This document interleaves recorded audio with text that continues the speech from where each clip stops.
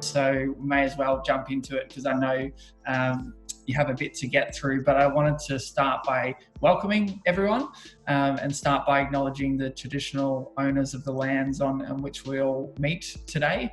For me, that's the Wadawurrung people of the Kulin Nations. I'm down here in Geelong, Victoria, just outside of the lockdown zone in Victoria. But I obviously wanted to pay my respects to the elders, both past and present.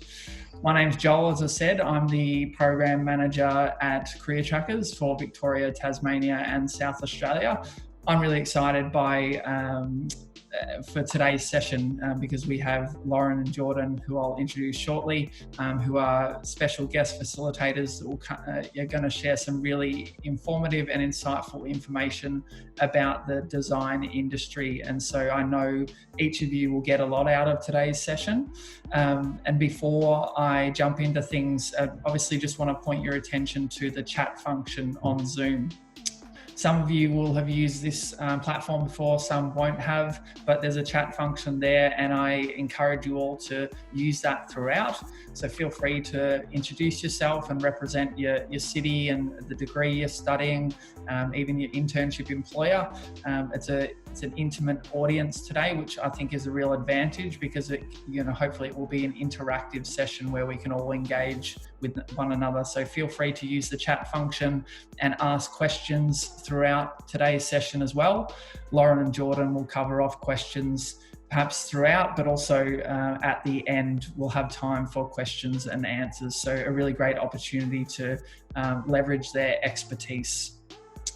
So as I said, I'm excited to introduce Jordan and Lauren. Jordan's an assistant development manager for apartments at Lendlease, and Jordan's a former CT intern and now alumni, which is terrific. And Lauren's a senior associate at Aspect Studios. And so we're really privileged to have Jordan and Lauren here today. And so without further ado, I might hand over and let you both introduce yourself. Hi everybody. Before I throw up the presentation, I'll just have a bit of chat so we can, you can see who's talking to you and stuff. So as Joel said, my name's Jordan Eaton. I'm a Bundjalung and Githable man. My family come from Kyogle, which is up in the Northern Rivers, just sort of south of the Queensland border. I'm working at Lendlease now, did my internships at Lendlease graduate program and now assistant development manager, ADM for short. My background is I'm a landscape architect and I did a Bachelor of Design major in landscape architecture at QT in Brisbane. So even though I don't practice in landscape architecture, I'm still really heavily involved in my day-to-day work. And my previous role, before I'm on the one now, I looked after public realm and infrastructure at Darling Square, which is how Lauren and I met. Lauren was our lead landscape architect on the job. And we got to know each other really well and got to sort of bring my design background into the fore and really loved it. And so I hope you enjoyed today's presentation. Lauren? Yeah, hi guys, I'm Lauren. I'm a senior associate at Aspect Studios. So we're probably these days the biggest single disciplinary landscape architecture firm in Australia. So I've been there for about 14 years now, a long time. I studied landscape architecture at UNSW from 2004 to 2007, back when there were only about 30 of us in one course in New South Wales. So it's exploded in terms of a profession in the last 10, 15 years, which is amazing. As Jordan said, we met working on Darling Square for the last 5 years or so. Cool. All right, let's get this fired up. So we've got a bit of a presentation here that we'll just throw up. So let's go here, full screen. So as Joel said, just throw some questions in the chat. We'll keep looking at them, and if they're relevant, might answer them on the spot. Otherwise, we'll come back to them at the end. Just before we start, I just wanted to really touch on, there's probably a lot of architects, probably people more gauged towards architecture that might be on the line. And like that's fantastic. Like Lauren and I both love architecture. We obviously come from a landscape architecture background. But just given that most university degrees these days are really heavily a design degree, and then you major or specialize in a different discipline, similar to how engineering might work. We've really based this around, heavily around the core of design, and our influences on that, and what we've taken from it, and some examples from our day-to-day work and what we've been involved with. So if you have any questions, just throw them up. I'll give acknowledgement for Lauren and I as well. We acknowledge the Gadigal people. We're both here in Sydney. I'm on the land of the Bidjigal people in Randwick, and Lauren might be Gadigal and Wongal. Yeah, I am Gadigal Wongal in the west of Sydney. In the west. We acknowledge those traditional owners and pay respects to their elders past and present. Today we'll be talking about the design profession, our experiences, uni, anything that might help you enter the industry, better yourselves in the profession. Going to do that through sort of 4 different areas. The first one is the importance of the design degree, how you might attribute an apprenticeship in a design degree, what are the ingredients that are going to make you successful in the industry, and how you might develop your career over time. Okay, so why is design important? Lauren and I both spoke about design is really this all-encompassing thing. But if you were to boil it down into 5 things, you might look at it in the industries of architecture, landscape architecture, interior design, graphic or visual design, and industrial design. And so we might have people on the line from all those fields. Might have people on the line from none of them, but that's kind of if you were to boil it down and simplify, that's kind of what you'd get. We've got a little question just to start off and get everybody engaged. Lauren, do you want to just go on with that one while I get this? Yeah, sure. So we've a little questionnaire here for you guys to think about which of the below images here you think might be designed. So have a go. So on the left, obviously, we've got swipe right, something which you're probably all familiar with in the age of smartphones. In the middle, we've got a street, just a pretty ordinary looking street there. And on the bottom right there, we've got the snapper point break up in the kind of Coolangatta to Kira area on the south of the Gold Coast in Queensland. So what do you reckon? Oh, there you go. That was fast. So, I know there's a few more coming through. Here we go. So everybody get on and just answer that question. So I think we got 10 answers now.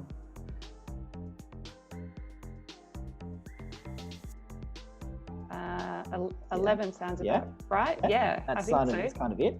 Yeah, so we'll end that poll. So I'm not exactly sure how the poll works, but it looks like street was the clear winner there with 91% of the vote. But we've also got 73% picked swiping right and 64% picked the Snapper Rocks surf break. So that's more than 100% there. So I'm not sure how that works, but I'm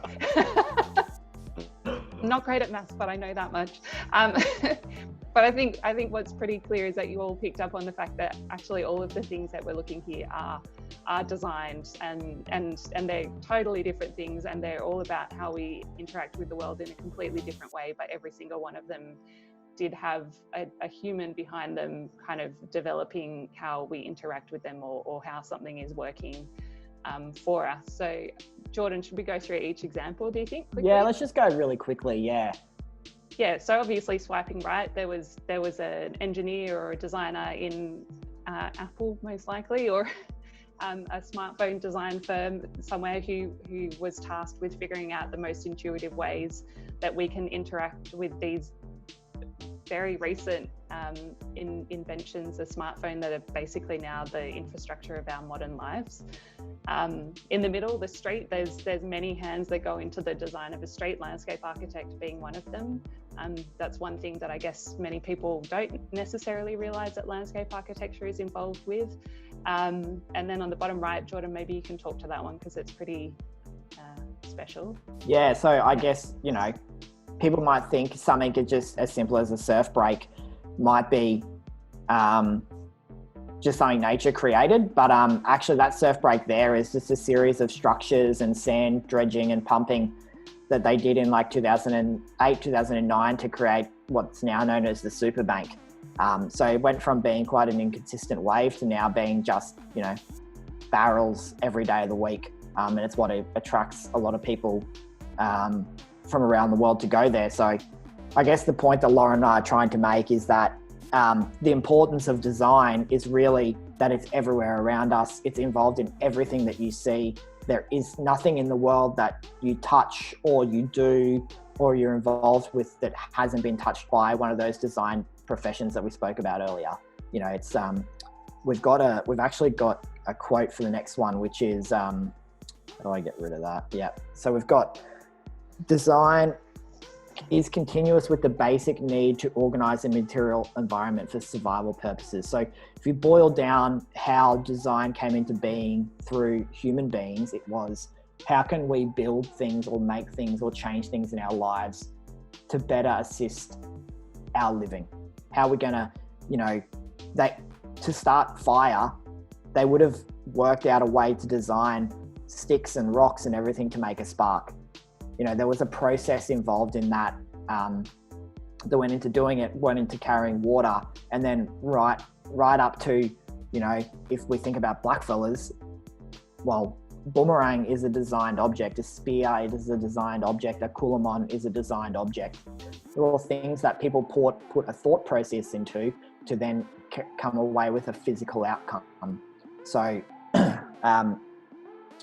if we go to our next slide, bang.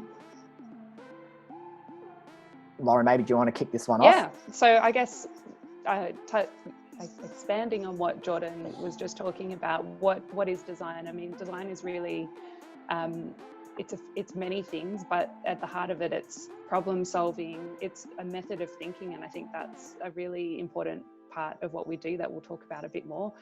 But it's really everything that we do. There's basically nothing left around us that hasn't really been designed in some way. So it's not something that can, as it says here, can or can't exist, as it is just how we operate as people. So it's sort of inherent to who we are as humans. Shall we go to the next one?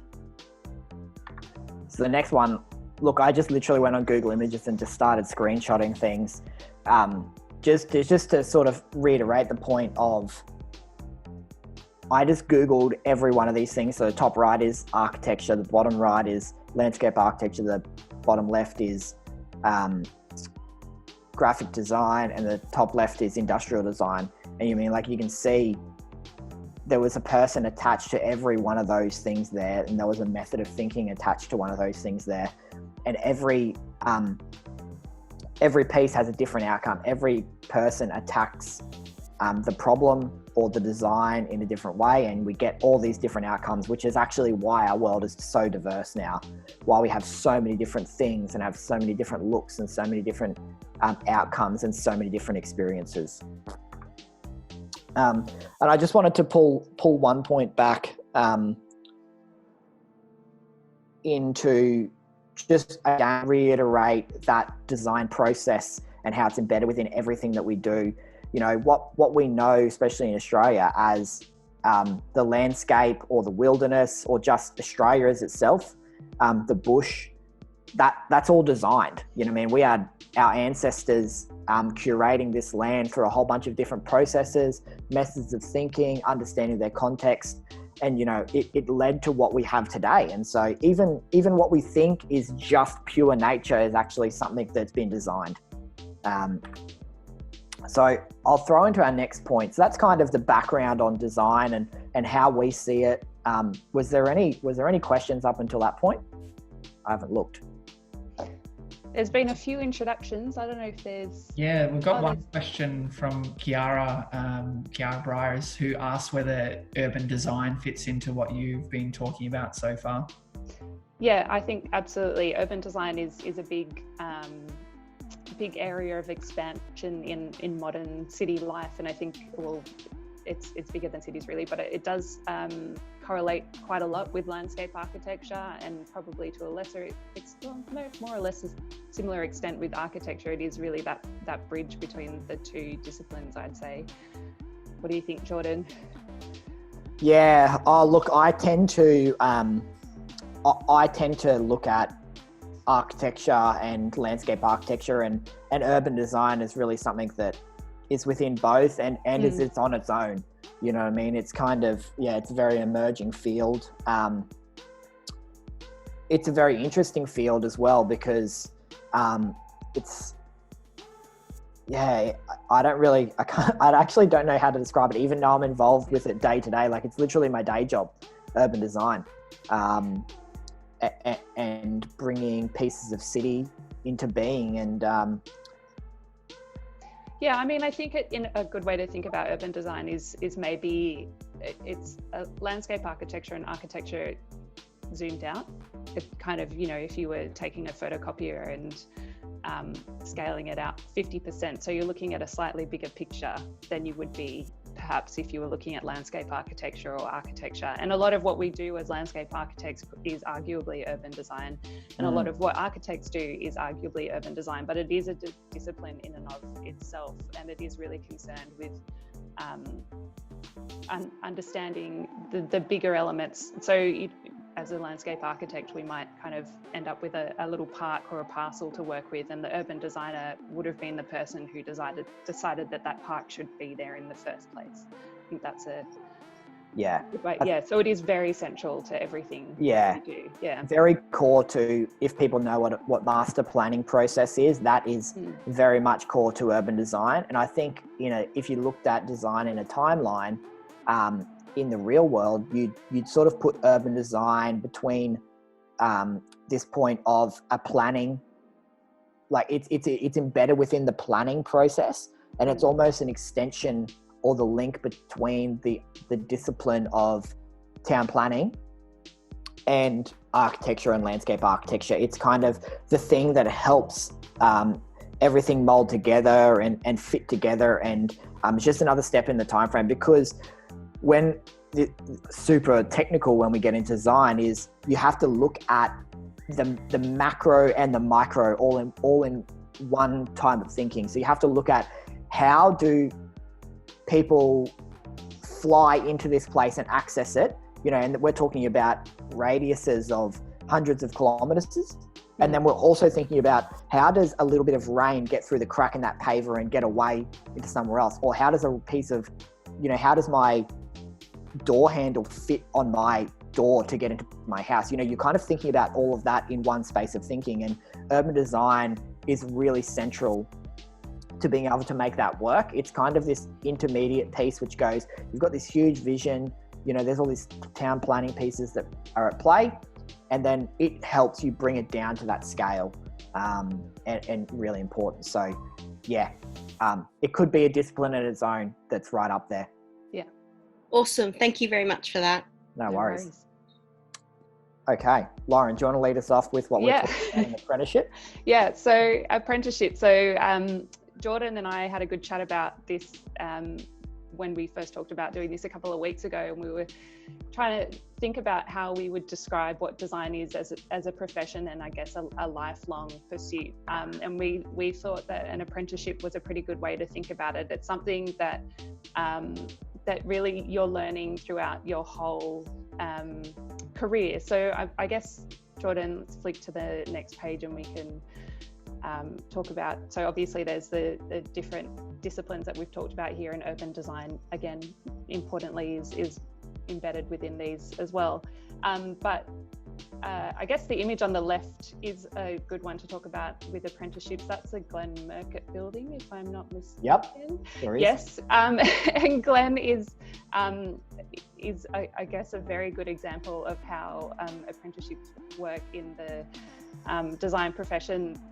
In really that, I guess, at the beginning, obviously, as a designer, you're going to university to learn the craft, but I guess a good way to think about university is the beginning of your craft. And so I think Glenn actually started more in kind of a drafting situation, and he really learnt the craft of architecture throughout his career, and in formal ways and informal ways.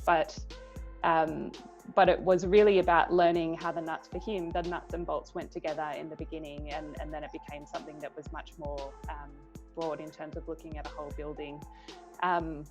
But I think it's a good analogy for how we work as designers too, that at university you're going to learn some really, really important things that will carry you through the rest of your career, but actually you're going to be learning the whole time, and the things that you can really take in design is mentoring from other people, and working closely with a range of people in a range of different ways, to keep learning I've been doing this for 15 years now, and I'm by no means an expert in what I'm doing. I'm still learning brand new things every day, and I think that's one of the beautiful things about design. Is that I can work on a project tomorrow in which I know nothing about what I'm doing, and so I'm learning from the ground up basically every time I do a project, but I'm learning new skills that will take me somewhere else in ways that I couldn't have expected.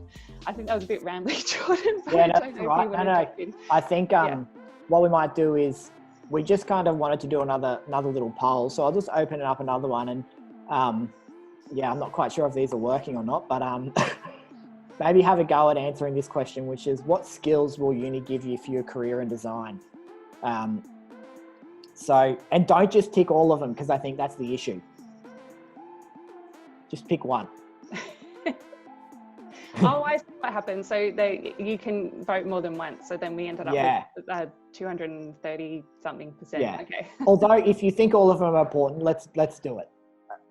Yeah, okay. That's actually a good point. If you think all of them are important, do it. If you don't, but really, where do you think you're going to get, what skills are you going to get the most from uni? And what is it really designed to do? And more importantly, what do you think is important to take from your university career? Okay, perfect. Good. That one actually kind of is gone the way that we wanted to, Lauren. Yeah. Well, end the poll there. And so most people have put theory as their number one. What happens if I press share results? There you go. There you go. Everybody see that? So, theory. Look, realistically, uni is always there to teach you the theory. It's the foundation to what you apply in the real world. So Lauren and I started looking at this. We picked those first three, being theory, people skills, and construction knowledge, and how they're really important to the design industry. And we feel that they're they're probably three of the pillars in your professional development. And so I think it's pretty well known that most people, or most of your learning of your career, happens on the job, and this is no more evident than in the design degree. So we kind of broke it down into 10, 50, 40, 10% being your theory that you learn at uni, 50% being your people skills. And I can't reiterate how important in a design degree and in the built environment people skills are, and 40% being construction knowledge. So why these fall into these percentages, I'll get Lauren to tie in a sec, but that theory is nothing without the other two, and that's why they're so weighted in that way. And then what it also comes back to is that apprenticeship mindset of learning on the job and really building your experience on the job. And so if you can just talk architectural theory and history over email, that's actually worth nothing. You might as well just be writing a book kind of thing. What you actually need to do is, what the next step to that is, how do you communicate all of that theory to other people? How do you communicate what your thoughts are to other people? And there's another bit that we'll get to in a second, which we talk about subjectivity. And realistically, that's like the core as to why people skills is so important. If you think about, I might actually just, so remember that 10%, 50% and 40%. And I'm just going to skip through a couple of slides because Lauren has a really good one that we'll just talk about. So okay, there you go. Like that 50% and the 40% in this diagram, how yes. it relates. Yeah, so I guess the 10%, 50%, 40%. So 10% theory, 50% people skills, 40% construction knowledge. Although I think, Jordan, before this, we sort of thought construction knowledge was kind of industry knowledge rather than construction knowledge. Yeah, that's right. Yeah. Yeah, it's not just about how things are built, but it's about a broader understanding of how all these different disciplines come together often. So anyway, so theory is a good basis. I think I find that the theory that I learned at university was a really good, more than anything, basis for getting me to think critically and develop a point of view that I would use through design. So a point of view is maybe what you'd look at as the art on the left-hand side of this diagram, and it's incredibly subjective. Art is very subjective, but it belongs to you, and that's great. And not everybody's going to like what you do, and that's another thing that we can talk about in design. But it is important that you develop that point of view, and I think that it being the 10% kind of is true, but it also belies the fact that it is something that maybe you take with you in everything that you do. And then the industry knowledge we might sort of look at as being the kind of science and engineering side of this diagram, which is knowing is what you're going to learn more or less through your career, more so than maybe you would at university. And it's literally understanding things about how things go together. If you're going to design in my particular profession, if I'm designing a bench, understanding how I have a broad understanding of how it might be held up. So my point of view is how I want the bench to look, and the industry knowledge is how I might get that to actually be something that could be built. And then I'm using my people skills to actually really communicate these ideas to people. That's why people skills are so important. That's why subjectivity really needs those people skills to be built upon. So this kind of the point of view of how something should look and how something should feel and how you respond to something, which is embedded in theory, really you need to have the people skills to be able to convince people that this is why what you've done is appropriate and important and the right thing to do. So I think, yeah, Jordan, I don't know if that's really what you wanted. Yeah, no, I think I think that's perfect. Yeah. I think all we're saying is what you learn at university is of the utmost importance. It's your foundation to becoming, well-rounded and a great design professional. But where you can really excel, and we'll get this to the next bit in your ingredients to success, but it's what you do in your early career and the things that you attribute and really focus your skill sets on that really make you great. And we feel that through our experience that how you communicate and how you develop industry knowledge and how you understand how other people work, how you understand how things go together, how you understand how technology and construction is evolving, and how we as people are evolving and how products and design might shift around it. That's actually where you should focus your knowledge on, because that's what's really important. Getting your point across is of the utmost importance, and being able to get your design into physicality is really important as well. And so there's a couple of things we'll talk about in this next section that we'll give you some little tips on how you might do it and things that we did and why we think it's important. And just before we skip onto that, Lauren and I have talked about this a couple of times, but it's kind of what every designer needs to be. And so we say you need to be an expert in everything, but a master in nothing.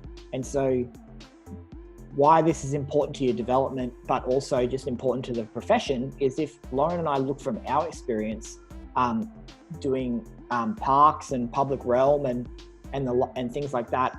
Yes, we need to, say the core of that function might be pavers and plants, but we also need to know, how does water go? What's the hydraulic engineer thinking? What's the civil engineer thinking? How does light fall on this? Where does the wind come from?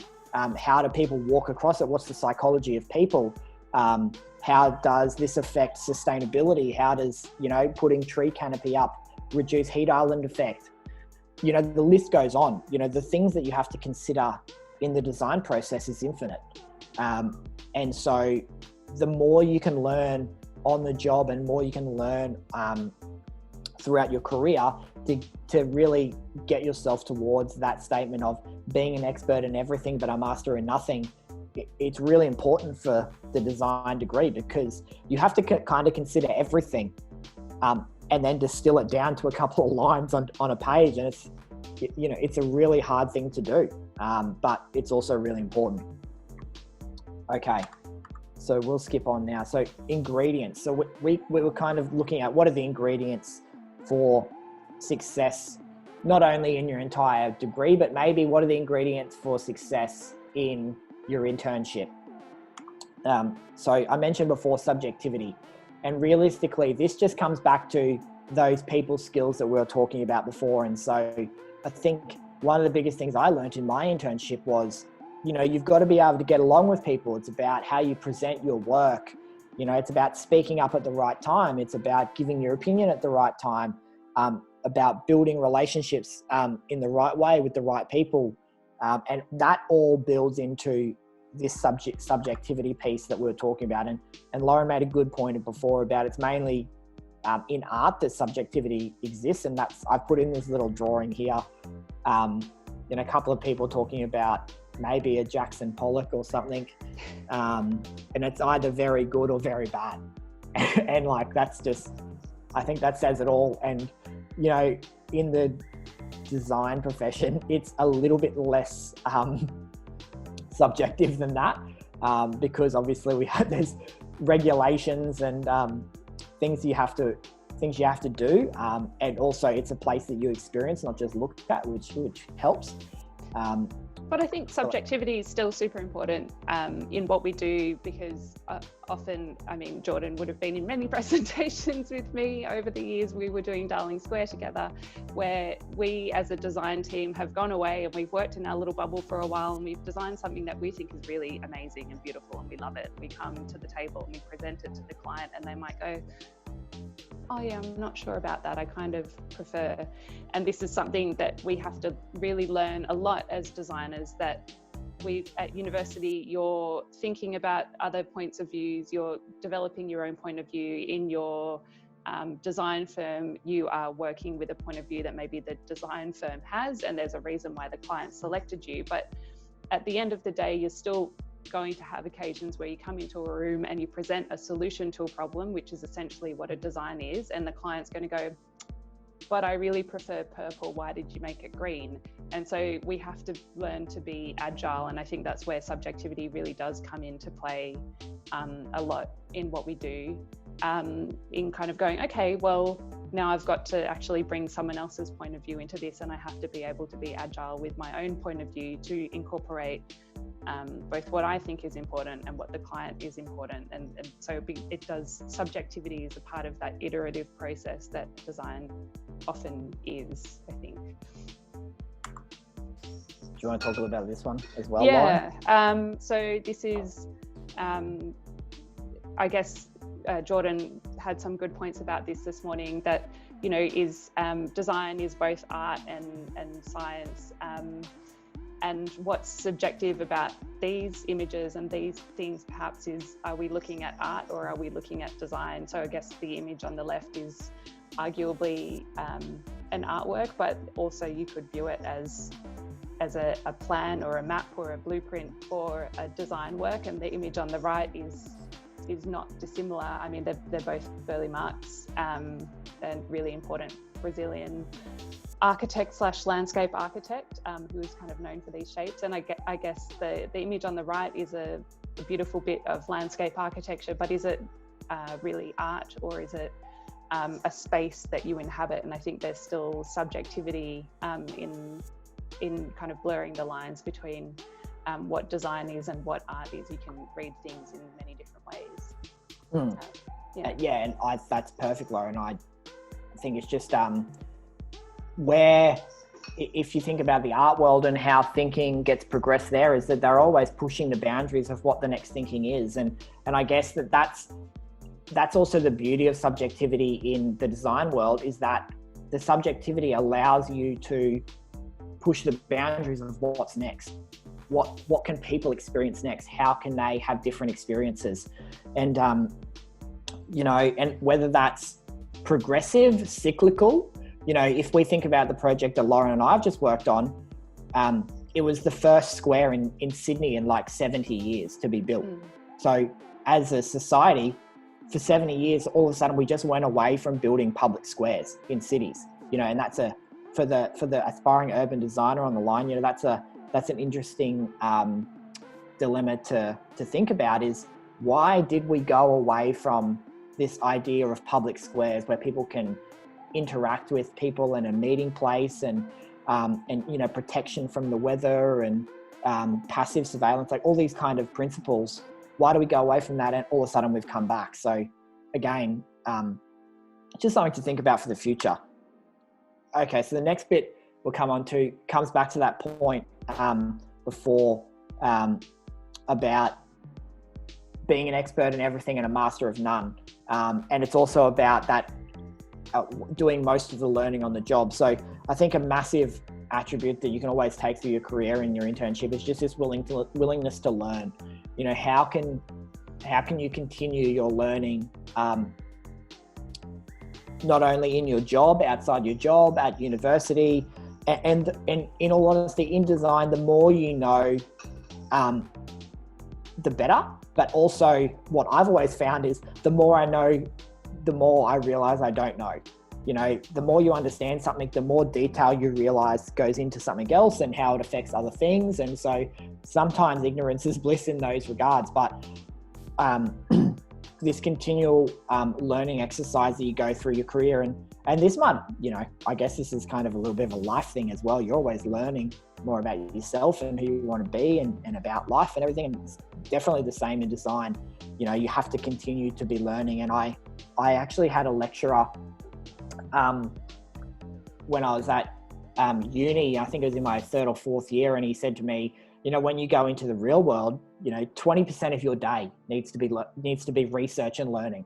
He goes, you'll have 10 till 6 you'll work, but maybe 8 till 10, you're reading articles online, you're looking at what other people have done, you're reading books of palettes of materials and feeling the textures on them and all that kind of stuff. And that always rung true to me. And that's always what I do. I try and spend 10-20% of my day trying to learn something else about my industry and about what I'm doing. So I might throw to Lauren again and just sort of talk through that learning and all the things you need to know. Yeah, I think learning, this diagram here sort of talks about design being at the nexus of many different kinds of careers or jobs, and I think that speaks to all the learning that we do have to do in our careers. So as an example here, we thought this was a good way of describing landscape architecture. You have to be an artist, a marketer, an activist, a negotiator, an engineer, an environmentalist, an educator, and an urbanist. And that's just some of the things that we have to be. So really on every project where there's maybe, if you imagine this as like a pie chart, maybe on every project, maybe you've got a slightly different mix of what all these different professions are. So you might be more of an artist on one project, and you might be more of an environmentalist on another project, and you might only have to be a little bit of an activist on another one. But every single project we do, and this applies to landscape architecture, but it applies to everything in design. You really have to refocus and reframe this pie chart in a different way. And so you've got to be quite nimble and willing to learn about the new bits that you're incorporating as you go. Every project on Darling Square, we were learning about new things every day. And I would say that this 10 to 20% of learning time almost becomes inherent in what you do in design. It's super important to set aside, but it's also, you can't really function without it, because on every project has a different set of challenges, where on some projects you're going to have to be in the bottom of a flood zone, as we were in Darling Square, and we've got to be picking plants that work with that kind of unique microclimate that we're creating, and that's the thing that we have to do all the time.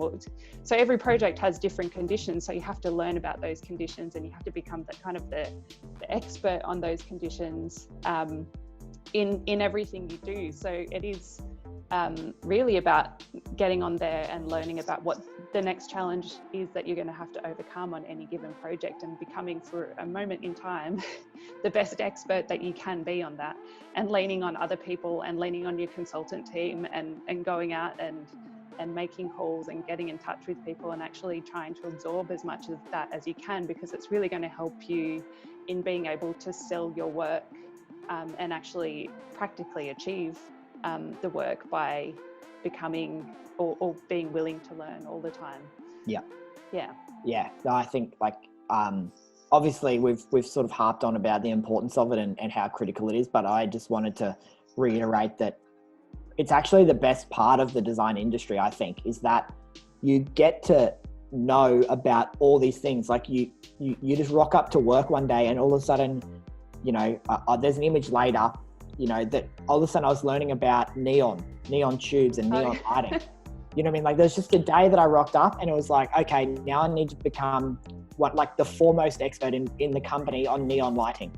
And, that was absolutely fantastic. You just, all of a sudden you just open your world up to this whole new, thing. And I just, you kind of pinch yourself going like, how did I end up in this position? This is like pretty crazy. And, you don't really get that many opportunities to do that in life. And, so I guess like on our project, we got to know, multiple different artists and get to know them and how they work and look at different artworks. And, there was heavy involvement from the marketing team and understanding what's marketable and what's not. And I think Lauren probably would have fielded, 5 or 10 calls at least from our marketing team about different things about the landscape. I think designers need to be the best debaters, the best negotiators ever, because there's no right answer to anything. It's of what you feel the best outcome for the place is. Yeah, and I think that comes back to subjectivity as well. That I mean, a really good example is engineering. So we need to know a little bit about engineering. Obviously, we're not engineers. We can't sign off and certify things, but being able to know enough about engineering to say to your client or the engineer on your project that, yes, you think this is subjective, but I can demonstrate to you that this is an achievable outcome because I've skilled myself up on the bit of engineering that I need to know for this particular task. And that doesn't mean that suddenly you're going to be a structural engineer and you can go off and design bridges like Santiago Calatrava, but it means that you know enough about what the right material is to use for this application, or what the right way to fix something to a wall might be, so that you can really limit the subjectivity is important, but that you can come in and say, this is still the right response, and you can decide whether or not you like it visually, but I can tell you that this is the most appropriate response practically because I'm a little bit of an expert in this now. So it is, lots of learning. Yeah. Okay, I think we've waffled a little bit, so we might need to skip a couple now, Lauren. So I might just skip on to this third point that we talked about in your apprenticeship, and that's understanding the making, understanding the physicality. And I think one thing that I was remiss of putting in here is probably model making and how important model making is to design. And, it's something that I wish I did. I think it's something I wish the design industry did more broadly. I know it's something I wish Lendlease did more broadly. Just as it's like just this mechanism to get your hands involved, and it opens up a whole different way of understanding. And further to that, there's nothing better for understanding design than feeling it, being in it, traveling, looking at stuff understanding how it went together. And, you know, that's why I was kind of talking about that physicality. It's like, it's being in that place. You know, if you go for a walk around, say like Chinatown, you're just engrossed with design everywhere, and trying to think about how stuff goes together and why decisions were made. And I think that's really important. But just because of the images I had, and that, you know, I probably should have thought about it a bit better, but we've just got a couple of images from the project we worked on and some images from the building of that. And, you know, it's actually this really interesting, I don't know how many cobbles we had, but this is some Italian porphyry and bluestone cobbles, which is a very old paving technique. You know, this is like very, very old paving technique that we're bringing back to the city. You know, you only really find this kind of paving in like, you know, the Sydney Opera House is really one of the only other places in Sydney that has this at scale. So I guess what I wanted to pick up on this point was,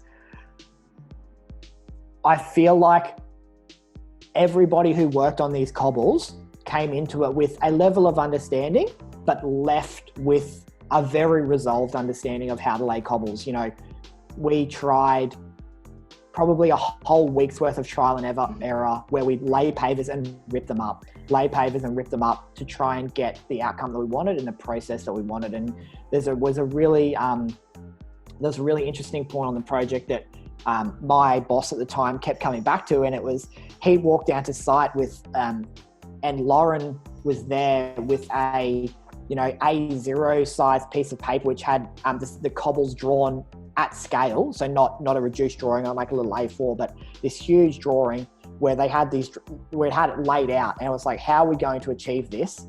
And she's trying to communicate it to two very strongly Korean speaking pavers about how we're going to achieve this. And so I think that moment for me was like the epitome of the design industry, where it was like, somehow you have to know the theory about design and why cobbles need to go there, the history of cobbles, the context of it, why it's important. Then the communication skills about, actually, in this particular point in time, I need to print out a 2-scale drawing of these cobbles, like I'd drawn it on the ground in chalk and said, this cobble needs to go here. And then again, with the communication skills, it was like, okay, now I need to get this point across to people who don't even speak my language.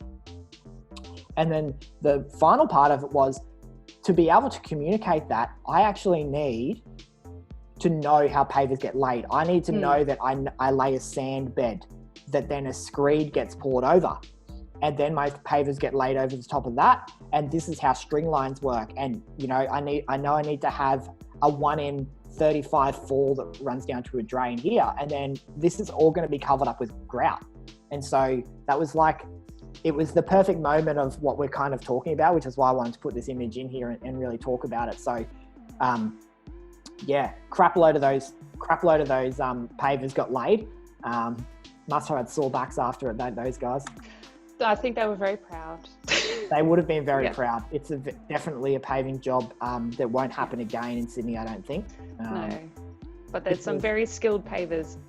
Very skilled around pavers. In Sydney at the moment. So this is the sort of the crux of the project that we were working on. For the architecture buffs online, the building is called The Exchange by Kengo Kuma, who's probably the preeminent Japanese architect of the 20th century at the moment. Very, very popular, very, very good, and obviously creates some pretty impressive buildings. And then, yeah, everything kind of around that building is what Laura and I had to deal with. And look, there's a lot of detail in that photo, which we won't get into. So we might just keep moving. So Korea. We could get stuck for hours on that. We could, yeah. So I just put in there, there's nothing better to do to develop your career. There's no shortcuts. There's no quick way to do it. Just get in there and do the work. Like get in involved as much as you can. Don't worry about being perfect. Sort of make mistakes. Like we made hundreds of mistakes, and trust me, there's always somebody there to help you fix it or to fix it for you. Like that, yeah, like Lauren and I made hundreds of mistakes between the two of us, and trust me, we still got the award for best public space in New South Wales this year. And even when you pour the concrete and make a mistake, there's a way to design. This is the thing about being a designer. You can design your way out of that even when the concrete is set. I think that's just really important, is just like, that's probably like the single biggest thing I think you can do in your apprenticeship, in your internship, is look at it like an apprenticeship. It's all been there to learn, but just get in. The more you can do, the more you get your hands dirty, the more you're going to learn and understand. So I think that's a pretty cool thing. And I just threw in, like, this is obviously not a, and Lauren, add on to this if you have anything else, but this is just a few things I threw down, which is, how do I get involved? One would be getting out in the field and doing field work. You know, that's going and looking at prototypes. If that's going to site and looking at how the guys are building them, watching what other people are doing, watching how people draw, you know, critiquing things that you see around you. How did that go together? Why did it go together that way? Getting in there, doing it yourself. You know, if you model making, you know, looking at samples in the office, and then also coming back to that fundamental of just continuing to learn. Got anything else to add to that, Lauren? Yeah, I think for me, and everybody's different, but I do think that this is a bit of a truth in design, is really looking at being an observer. So this comes to field work and watching and critique, and just suddenly being really aware of the world around you. You do start, depending on your discipline, you start to get obsessed with different things that you're looking at, because you want to know how someone did that paving pattern, or you want to know how they're holding up that bench in the park that you go to, and your partners and your friends think you're insane because you're always looking underneath things and figuring out who made something, or what material it is, or what stone it is, or what plant it is. But like it's important to be open to being on, and everybody's, you know, work-life balance is important, obviously, but there's opportunities around you all the time in every part of the world that you're in, to understand how something goes together. So I think that always kind of looking at things and questioning things and trying to unpack how it's put together is a really valuable skill, and to keep fostering right the way through your career. Yeah, Lauren, when we were talking about these points, she told me about a period of her life where she just went around looking at pit lids. And a pit lid, for those who don't know, that's like when Sydney Water or whoever your water supplier, they have like a tap or a main or something. The pit lid is the thing that covers it up. It's like that big circular disc that you might see in the middle of the road. And so, you know, even though it seems like the most rudimentary thing ever, like there's actually so much thought and effort that goes into that. And, you know, actually, like, we had a massive issue on the job, like, again, where wasn't Lauren's fault. Our engineer set the distance between the pit lid and the main too far apart. And so after the entire job had ended, we actually had to rip up a whole sewer chamber, like where they can get in and access sewer pipes from. So, you know, again, that was kind of not a designing your way out solution. That was just building it again. But like that, there's so, you know, looking at all those things is really important. I just threw in that the Glenn Murcutt building that we had in the further one. So Glenn Murcutt's an architect, and if anybody doesn't know him, you really need to go have a look at him. He's probably one of the wisest designers you'll find, and very simple. And I just wanted to sort of like show those steps in the design process about you know, how it gets to be. So it obviously starts off with these very gestural drawings and working out what the form's going to be like. And at that time, he's always thinking about, where's the sun falling from? Where's my water going to come from? Like elemental responses to design, and then bring it through into that technical knowledge, and then also how you communicate it into the end product. And so that's like an architectural representation of that. And he's also super practical. I would add to that, Jordan, I've been working with him on a project, and I'm incredibly impressed at the level of detail he gets stuck into. So we were designing a gabion wall in far western New South Wales, And he said, I love the wall, but have you thought about snakes? And I thought, you know what, I haven't. So he is somebody who can think about this beautiful, elemental, conceptual kind of approach to design, but he's also acutely aware of the fact that a snake is going to hide in a gabion wall.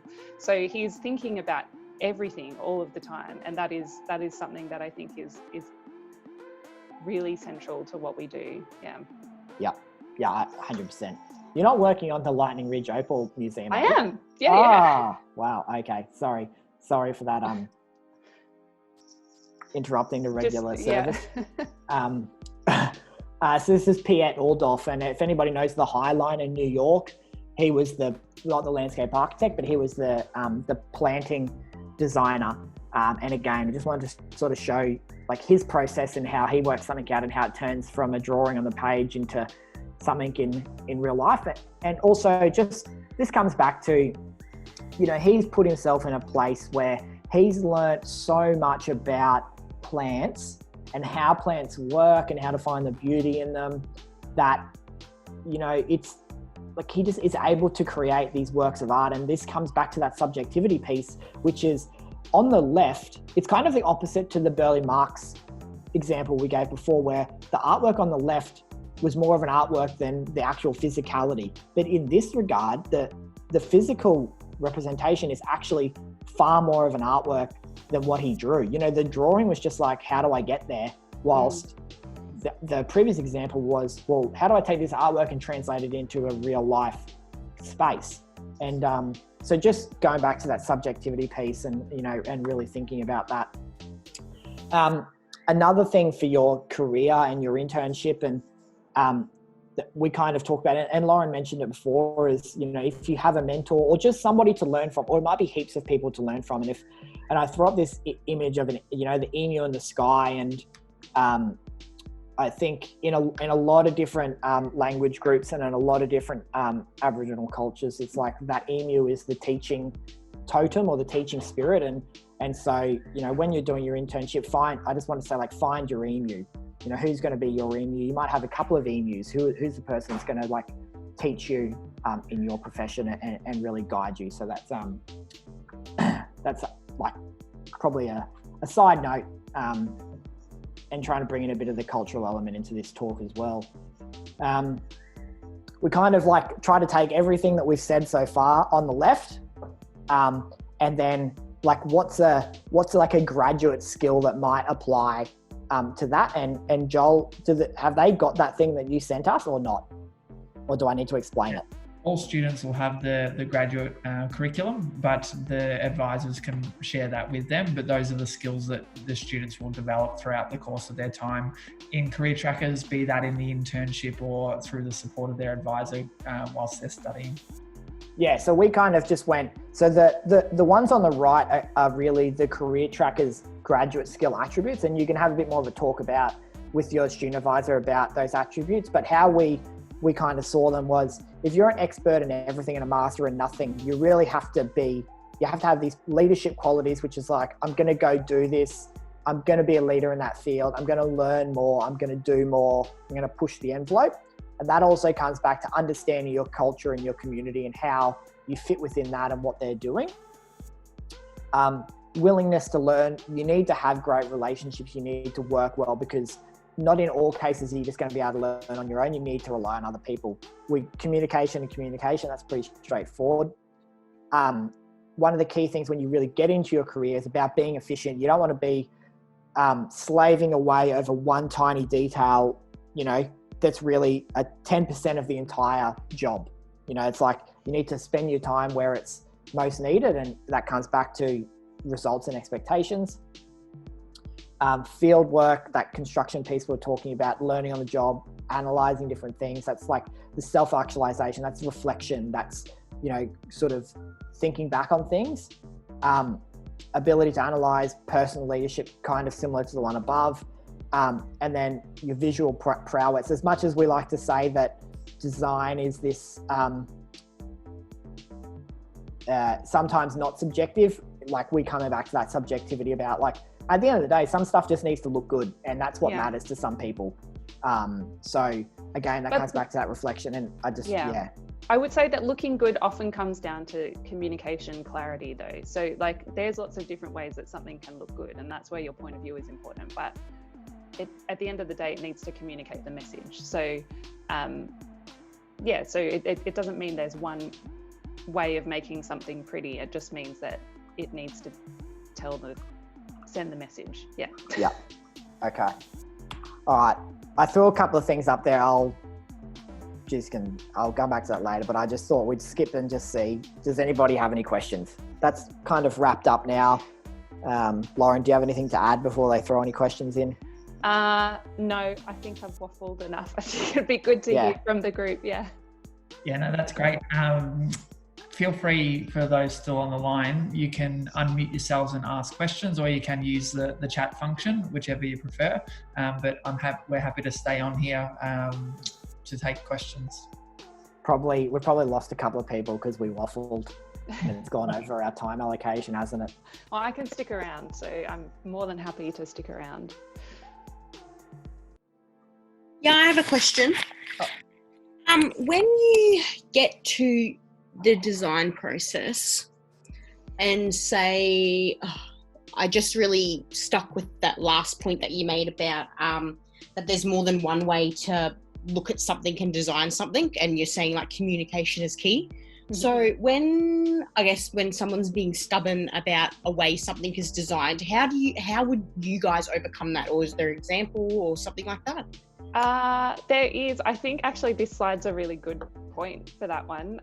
So this is probably a little bit before Jordan's time on this project, but the paving pattern that you see in the front there, these kind of crazy fish scales in the paving. So I designed that with my colleague Louise a couple of years ago. We had this idea that the paving in Little Hay Street should talk about the history of Darling Square. So this used to be underwater. It's reclaimed land. There was a dam wall there that runs through the middle of this laneway, and we kind of liked the idea that the paving reflected that. So we had this idea of fish scales and also this idea of kind of traditional Chinese art, because it was right next to Chinatown. And it was a bit insane. So when you looked at it in plan, the first response that a lot of the guys at Lendlease had, or a few of the guys at Lendlease had, was that's too crazy. We can't do that. That's too much. So I think the reason why we got through in the end was because we had a really clear narrative. So we were really clear we had a really good story about why we should approach the paving in this way, first of all. So that it was about Darling Square and the harbour, and it was about Chinatown. Then we did exactly what Jordan was saying before. We prototyped it. So we went through and actually did one-to-one prints at A0, even bigger. Our plotter has like a roll of paper, and we printed out as long as we could to actually lay on the floor and bring in front of the guys at Lendlease to say, look at this. Can we look at it at a one-to-one scale so you can imagine it, instead of just seeing this really crazy graphic in plan, because when you look at that paving in plan, it just looks too much. And then we started, we did have areas of compromise. So we looked at like changing the colors that we were going to use. It was initially much more kind of colorful or checkerboardy, I guess, changing the size of the pavers. And so by doing that and actually engaging Lendlease and our client in the conversation and actually bringing them along on the journey, then they started to see that, yeah, it is important and we could make it work in a way that was palatable to them. And so I think in the end, we got something that we're all incredibly proud of, and so much so that Jordan had the task of commissioning this beautiful bronze plaque that goes in the middle of one of those fish scales at the end of the laneway that says created by Lendlease. So at the end of the day, it was something that everyone was really proud of because they were involved in the journey. And I think that's a really big part of what we do is engaging our clients and not putting up walls and saying, no, we think this is right. You should do it because we think it's right. Yeah. I think it's a great example. Sorry, I'll just touch on one little thing, which was problem solving was actually about problem solving the people in that regard, which was, this is what we want to do. What are your barriers and why you don't want to do it, and how can we solve those? And so it was at this time, say maybe the original design was where the pavers were a little bit bigger and are, cut differently. And then as soon as you go to something that's less organic and more angular and square in the actual paver form, it becomes a whole lot easier to actually build. And that's where that complete understanding of the cycle comes into play. Okay then. Awesome. All right. Yeah. Thank you. That was amazing. Yes. No worries. Any other questions?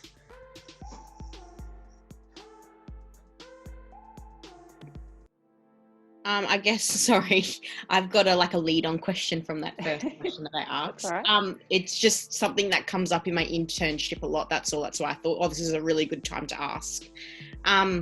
What about if, say, that was to happen and there is a design conflict and they're not pushing, but there is this time constraint on it? That's why they're not listening. They're just, yeah. Yeah. Okay. So you're saying if there's perhaps a design solution that you're offering that's maybe not palatable because it might be too hard to achieve in the time that you have. Yep, yeah, definitely. Oh, that's a really good one, Jordan. We had a few experiences like that. Yeah. Jordan, to be honest, it just comes back to experience. Hey, it's knowing when to fight your battles, when to spend the time on things and when not. And it comes back to, is the thing that is the issue, how much of an impact is it going to make on the overall scheme? If it's absolutely fundamental, then you have to throw time out the window and make it work. Okay. If we're talking about a 1%er, then maybe you just got to let it go through to the keeper. And an example of this was that we worked on, which was we ran out of the one paver. We ran out of a paver. This is the example that I was going to mention. We ran out of a paver.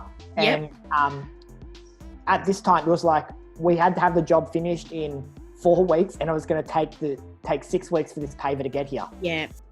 And so Lauren was like, no, we have to lay this paver. We have to lay this paver. And I was like, okay, we spent a day exhausting every option. How can we get this paver? And we got back to it, and it was like, okay, we can't spend any more time on this. We actually need to lay these pavers now. Otherwise we're not going to get to it. So I just said, get whatever paver you can. And we put it in. And at the end of the day, not a single person, apart from maybe me and Lauren, my boss doesn't even know that that's the wrong paver. Oh, wow. Okay. Yes. Okay. You know what I mean? Yeah, I think building on that though, it's coming back to what the intent of the thing. So it's really hard as a designer to let go sometimes. Yeah, so I was in that situation saying, Jordan, we have to change this. And Jordan was like, chill out, it's going to be okay, which of course it was. But at the end of the day, you kind of need to unpack and go, what's the intent of this thing that I'm holding on to? Is there another way that this intent can be achieved? Because that's another way to do it. It's not always just we let go and we move on. I think sometimes that is the way. Sometimes it's well, at the end of the day, is this really about this coloured paver, or is it about something different? And the something different, is that being achieved by doing it in a slightly different way? So I think that, again, that paving kind of comes back to that. At the end of the day, we needed to pave something. And the intent was to have a paved surface. And it was more, it wasn't so different. It wasn't like we had a pink paver and green pavers everywhere else. It was still enough. It was enough for us to kind of go, no, actually most people won't notice this. So at the end of the day, it will be fine to let go of that particular thing. Yeah. Awesome. Thank you so much. I just want to do one thing before everybody runs off. So can everybody just unmute and just go one at a time and just go what's your name, what's your Melbourne, what you're studying? Because I like to, first of all, I want to know because I went through uni being the only black fella in a design degree. And then second of all, once you get into the design industry, trust me, the more people you know and you can ask questions from, it's an absolute godsend. So it's probably a good opportunity for you guys to understand who might be, sort of in the game with you in the next 10 years. I actually saw Matt. Are you on the line? You'll have to, just because I know you have to go first.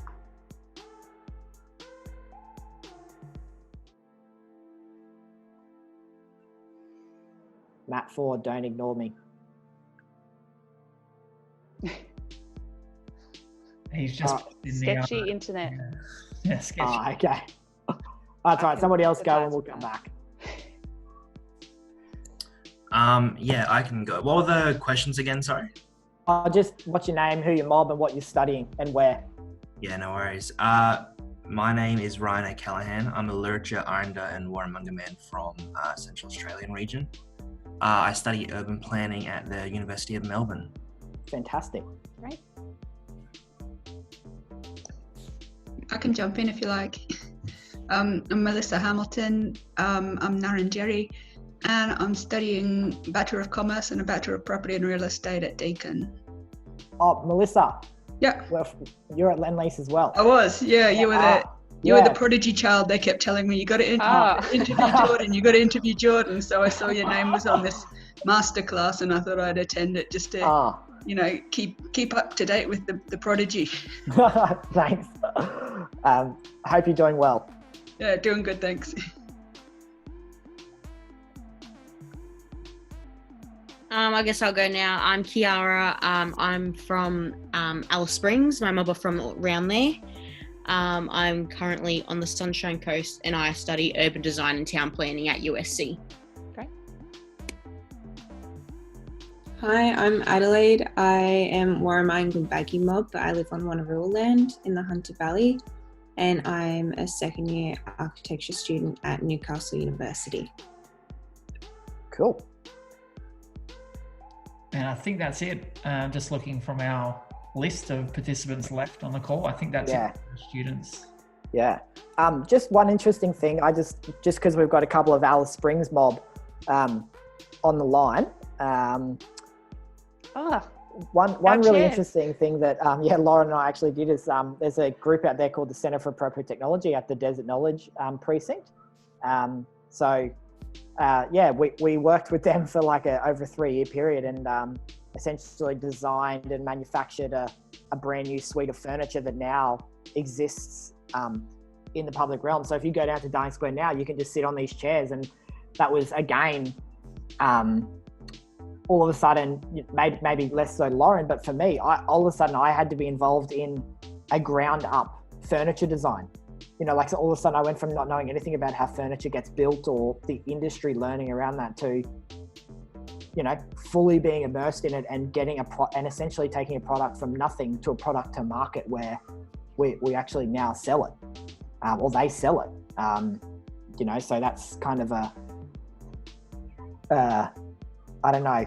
It's like not an anomaly, but it's a unique aspect of design projects, I guess, where you can go off on these huge tangents and learn about all these other different things, which is why I absolutely love it.